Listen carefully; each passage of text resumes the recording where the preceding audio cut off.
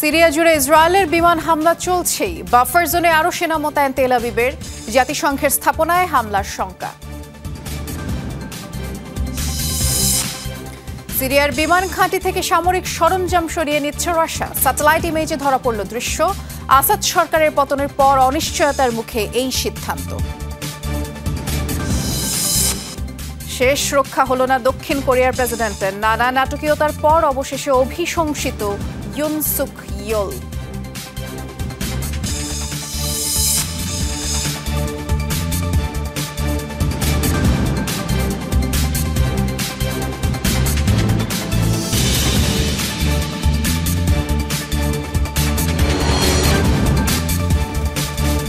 শিরোনামগুলো শুনছিলেন, নুসরাত বৃষ্টির সাথে আছি। আসাদের পতন উদযাপনের সময় সিরিয়ার বিভিন্ন অবস্থান লক্ষ্য করে ব্যাপক বিমান হামলা চালিয়েছে ইসরায়েল। রাজধানী দামেস্ক সহ সিরিয়ার বিভিন্ন এলাকায় এই হামলা চলে। যদিও তেল আবিব বলছে সিরিয়ান ঘাঁটি লক্ষ্য করে অভিযান চালানো হয়। এদিকে যে কোনো সময় জাতিসংঘের স্থাপনায় ইসরায়েলি হামলার শঙ্কা জানিয়েছে সংস্থাটি। মুহুর্মুহু ইসরায়েলি হামলায় প্রকম্পিত দামেস্ক সহ সিরিয়ার বিভিন্ন এলাকা। বাশার আল আসাদের পতনকে কেন্দ্র করে যখন উল্লাসে মাতোয়ারা সিরিয়ার সাধারণ মানুষ, ঠিক তখনই চালানো হয় এসব হামলা। তেল আবিব বলছে সিরিয়ান সামরিক বাহিনীর বিভিন্ন অবস্থান লক্ষ্য করে চালানো হয়েছে এসব হামলা। ৪র্থ ডিভিশনের হেডকোয়ার্টার এবং রাডার ব্যাটালিয়নকে লক্ষ্য করে চালানো হয় অভিযান। এদিকে জাতিসংঘ নিয়ন্ত্রিত বাফার জোন দখলের পর আরও অগ্রসর হয়েছে ইসরায়েলি বাহিনী। এ সংক্রান্ত নতুন ভিডিও প্রকাশ করেছে তেল আবিব। বর্তমানে ইসরায়েলি সেনাবাহিনীর একটি ব্যাটালিয়ন সিরিয়ার তেল হাদার পাহাড়ে পৌঁছেছে। এটি ইসরায়েলি সীমান্ত থেকে সিরিয়ার 10 কিলোমিটার ভেতরে অবস্থিত। এই পাহাড় থেকে মাত্র 20 কিলোমিটার দূরে অবস্থিত দামেস্ক। এর আগে ঐতিহাসিক হারমান পর্বতের নিয়ন্ত্রণ নেয় আইডিএফ, যেখান থেকে পুরো গোলান উপত্যকার পর্যবেক্ষণ করা সম্ভব। এ অবস্থায় জাতিসংঘের বিভিন্ন অবস্থানে যে কোনো সময় বড় ধরনের হামলার শঙ্কা করা হচ্ছে।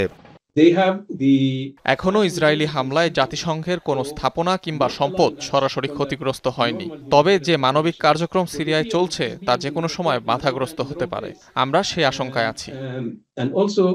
এদিকে সিরিয়া সীমান্তবর্তী বিভিন্ন এলাকা দখলের পর কৌশলগত নানা পয়েন্টে মোতায়েন করা হয়েছে বিভিন্ন দূরপাল্লার অস্ত্র, যার মধ্যে রয়েছে বিমান ও ট্যাঙ্ক বিধ্বংসী ক্ষেপণাস্ত্র। মীর মুশফিকা হাসান, যমুনা নিউজ। এদিকে বাশার আল আসাদের পতন উদযাপন উৎসবে মেতেছে সিরিয়ার সাধারণ নাগরিকরা। আর এই উপলক্ষে সবচেয়ে বড় আয়োজন করা হয় রাজধানী দামেস্কে। শুক্রবার জুমার নামাজের পর ঐতিহাসিক উমাইয়াত স্কয়ারে হাজার হাজার সিরীয় জড়ো হন এবং সিরিয়ার নতুন পতাকা হাতে নেচে গিয়ে তারা উল্লাস করেন। যোগ দেন বিদ্রোহী গোষ্ঠীগুলোর বিভিন্ন সদস্যরাও।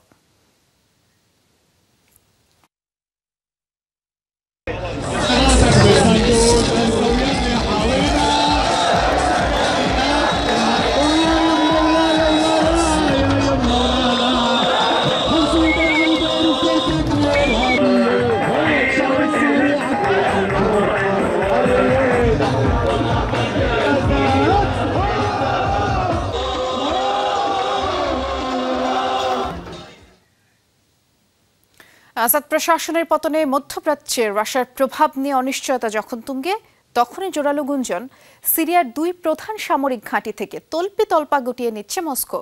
ম্যাগজার প্রকাশিত নতুন স্যাটেলাইট ইমেজেও তেমন ইঙ্গিত মিলেছে।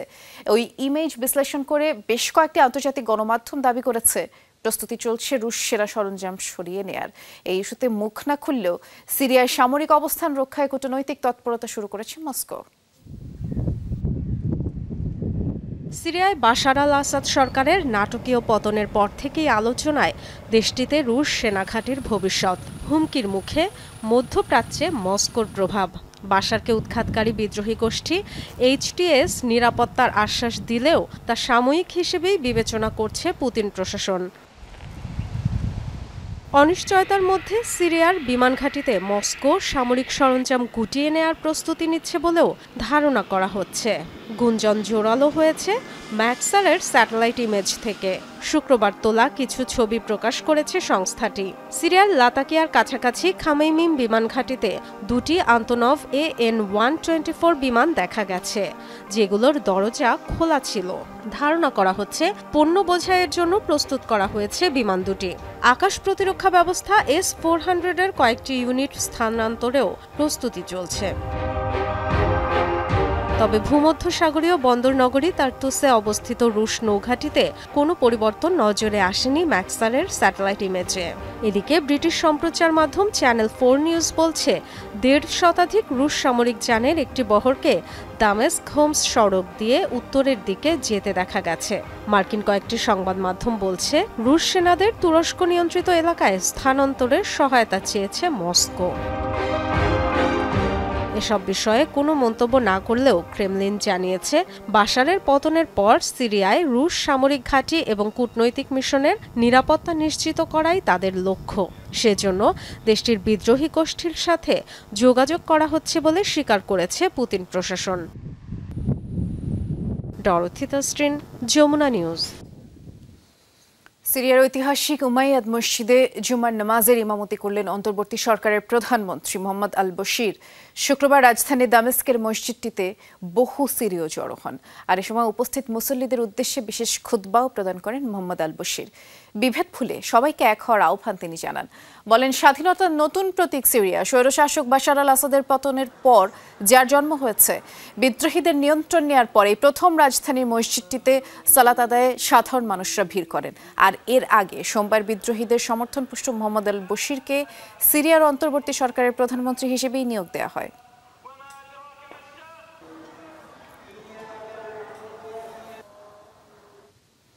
দেশ ছেড়ে পালানোর আগে জাতির উদ্দেশ্যে ভাষণ দিতে চেয়েছিলেন সিরিয়ার ক্ষমতাচ্যুত প্রেসিডেন্ট বাশার আল আসাদ। নিরাপত্তা বাহিনীর প্রধানদের সাথে বৈঠক করতে চেয়েও পারেননি তিনি। আর পরিবারের সদস্যদের না জানিয়ে প্রাণ ভয়ে বিমান যোগে দামেস্ক ত্যাগ করেন বাশার আল আসাদ।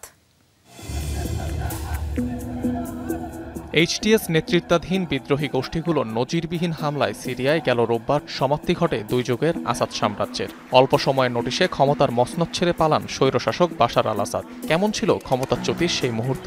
শেষ সময়েও কিভাবে গদি আঁকড়ে রাখতে চেয়েছিলেন বাশার আল আসাদ, এবার তা জানা গেল। অবিশ্বাস্য গতিতে যখন দামেস্কের দিকে এগিয়ে আসছিল বিদ্রোহীরা, তখনও ক্ষমতা ধরে রাখার ছক কষছিলেন বাশার। অনুগত সেনাবাহিনী ও নিরাপত্তা প্রধানদের সাথে জরুরি বৈঠকের ডাক দেন তিনি। দ্রুতই আসছে রুশ সহায়তা, এমন তথ্য দেয়াই ছিল তার উদ্দেশ্য। তবে বিদ্রোহীদের অগ্রযাত্রায় বিচলিত হয়ে পড়েন বাশার। বাসায় যাওয়ার কথা বলে প্রেসিডেন্সিয়াল কার্যালয় ত্যাগ করেন তিনি। এক পর্যায়ে ভাষণের জন্য বক্তৃতা লিখতে মিডিয়া অ্যাডভাইজারকে বাসায় রাখেন বাশার আল আসাদ। কিন্তু ততক্ষণে যে বড্ড দেরি হয়ে গেছে। রাজধানীর চারপাশ তখন বিদ্রোহীদের দখলে। জীবন বাঁচাতে সরাসরি বিমানবন্দর চলে যান বাশার আল আসাদ। সামরিক বাহিনীর কমান্ডার ছোট ভাই মাহেরকেও জানানো হয়নি পরিকল্পনা। স্থানীয় গণমাধ্যম বলছে, এয়ারপোর্ট থেকে সরাসরি বিমানযোগে পশ্চিমাঞ্চলীয় উপকূলীয় শহর লাতাকিয়ায় যান বাশার আল আসাদ। ল্যান্ড করেন মিত্র রাশিয়ার সামরিক বিমান ঘাঁটিতে।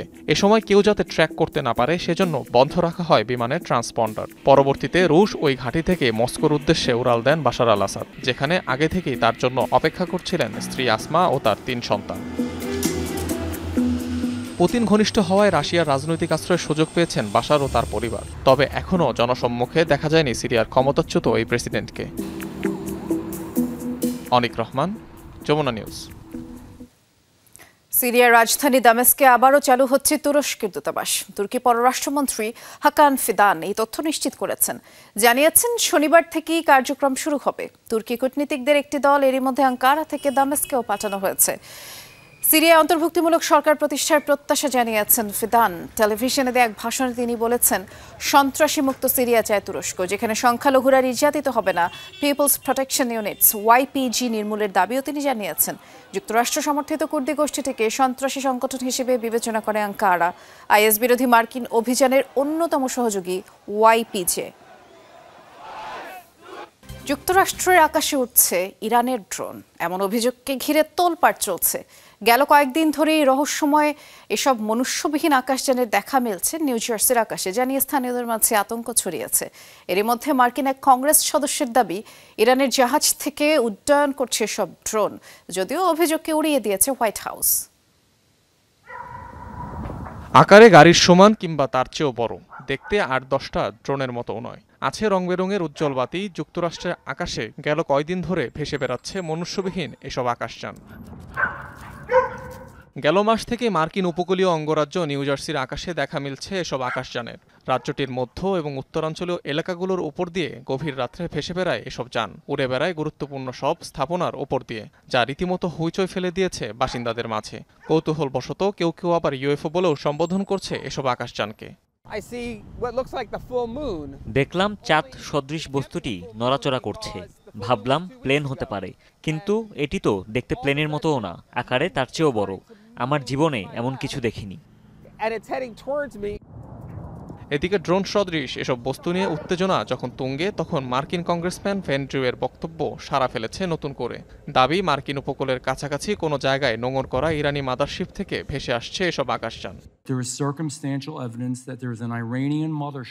বিশ্বস্ত সূত্রের মাধ্যমে জানতে পেরেছি যুক্তরাষ্ট্রের পূর্ব উপকূলের কাছে ইরানের একটি মাদারশিপ নোঙর করেছে, যেটি থেকে এসব আকাশযান উড্ডয়ন করছে। এটি সম্পূর্ণ অগ্রহণযোগ্য ও ভয়ঙ্কর। সরকারের এ বিষয়ে অবশ্যই কিছু একটা করা দরকার। যদিও তা অস্বীকার করেছে হোয়াইট হাউস। এসব ড্রোনে যুক্তরাষ্ট্রের জাতীয় নিরাপত্তার জন্য কোনো হুমকি নেই। অন্য কোনো দেশের সম্পর্ক আছে কিনা সে বিষয়ে এখনো বলতে পারছি না। স্থানীয় প্রশাসনের সাথে এফবিআই কাজ করছে, তবে ছবি যাচাই করে যা বোঝা যাচ্ছে যে এগুলো কেউ ইচ্ছাকৃতভাবেই পরিচালনা করছে।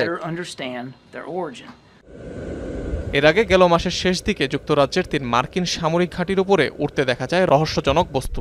একই ঘটনা ঘটে জার্মানিতে অবস্থিত মার্কিন বিমান ঘাঁটিতেও। অনিক রহমান, যমুনা নিউজ। ইউক্রেনের জ্বালানি অবকাঠামোয় প্রায় 300 ড্রোন ও মিসাইল ছুড়েছে রুশ বাহিনী। দেশটির বৈদ্যুতিক অবকাঠামো লক্ষ্য করে এই হামলা চালানো হয়েছে। ইউক্রেনের রুশ আগ্রাসন শুরুর পর দেশটির বিদ্যুৎ সরবরাহ ব্যবস্থায় এটি সবচেয়ে বড় হামলা। শুক্রবার রাতভর প্রায় 200 ড্রোন এবং 93টি ক্ষেপণাস্ত্র ছোড়া হয়। ভয়াবহ এই হামলায় ব্যাপক ক্ষয়ক্ষতির শিকার হয়েছে ইউক্রেনের বৃহত্তম তাপ বিদ্যুৎ কেন্দ্র, নষ্ট হয়ে গেছে গুরুত্বপূর্ণ সরঞ্জাম। হামলার কারণে কিয়েভের বাসিন্দারা মেট্রো স্টেশনে আশ্রয় নেন। ইউক্রেনের প্রেসিডেন্ট জেলেনস্কির দাবি, আকাশ প্রতিরক্ষা ব্যবস্থা ব্যবহার করে রাশিয়ার ছোড়া এসব ক্ষেপণাস্ত্রের বেশ কিছুই প্রতিরোধ করা হয়েছে।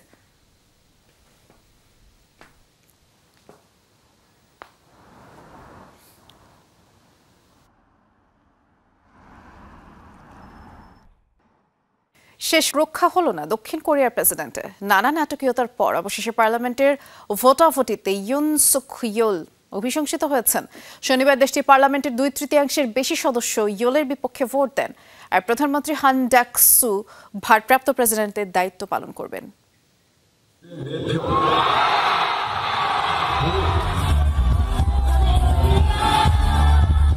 প্রেসিডেন্টের অভিশংসনের খবর ছড়িয়ে পড়ার সাথে সাথেই উল্লাসে পথে নেমে আসেন দক্ষিণ কোরিয়ার সাধারণ মানুষ।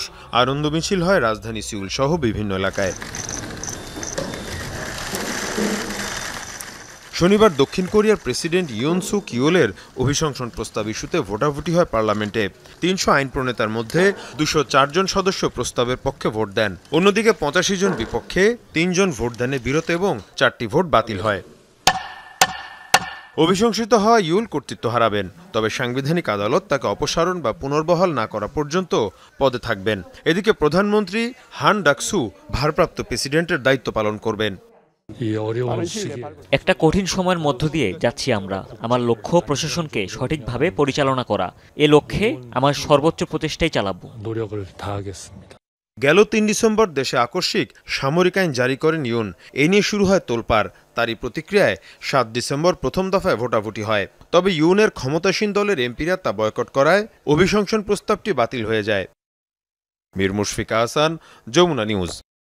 যুক্তরাষ্ট্রের ক্যালিফোর্নিয়ায় রহস্যজনক মৃত্যু ভারতীয় বংশোদ্ভূত এআই বিশেষজ্ঞ সুচির বালাজির। গেল মাসের 26 তারিখে সান ফ্রান্সিসকোর অ্যাপার্টমেন্ট থেকে সুচিরের মরদেহ উদ্ধার করা হয়, যার খবর শনিবার প্রকাশ্যে আসে। প্রাথমিক তদন্ত অনুযায়ী ধারণা করা হচ্ছে আত্মহত্যার পথ বেছে নিয়েছিলেন এই ইন্ডিয়ান আমেরিকান তরুণ। তার মৃত্যুর ঘটনা এখন পর্যন্ত কোনো ষড়যন্ত্রের প্রমাণ পায়নি যুক্তরাষ্ট্রের পুলিশ। 26 বছর বয়সী সুচির কাজ করতেন কৃত্রিম বুদ্ধিমত্তা নিয়ে। দীর্ঘ 4 বছর যুক্ত ছিলেন মার্কিন কৃত্রিম বুদ্ধিমত্তা গবেষণা প্রতিষ্ঠান ওপেন এআই এর সাথেও, এবং কপিরাইট আইন অমান্যের অভিযোগ টেনে চলতি বছর প্রতিষ্ঠানটির সাথে সম্পর্ক ছিন্ন করেন সুচির বালাজি। চ্যাটজিপিটির মতো প্রযুক্তি ইন্টারনেটের ক্ষতি করছে, এমনটাও দাবি করেছিলেন এই কৃত্রিম বুদ্ধিমত্তা গবেষক। সংস্থাটির বিরুদ্ধে মুখ খোলার পরই তার মৃত্যু নিয়ে রহস্য তৈরি হয়েছে। এদিকে সুচির বালাজির মৃত্যুতে প্রতিক্রিয়া ব্যক্ত করেছেন শীর্ষ ধনকুবের এলন মাস্কও।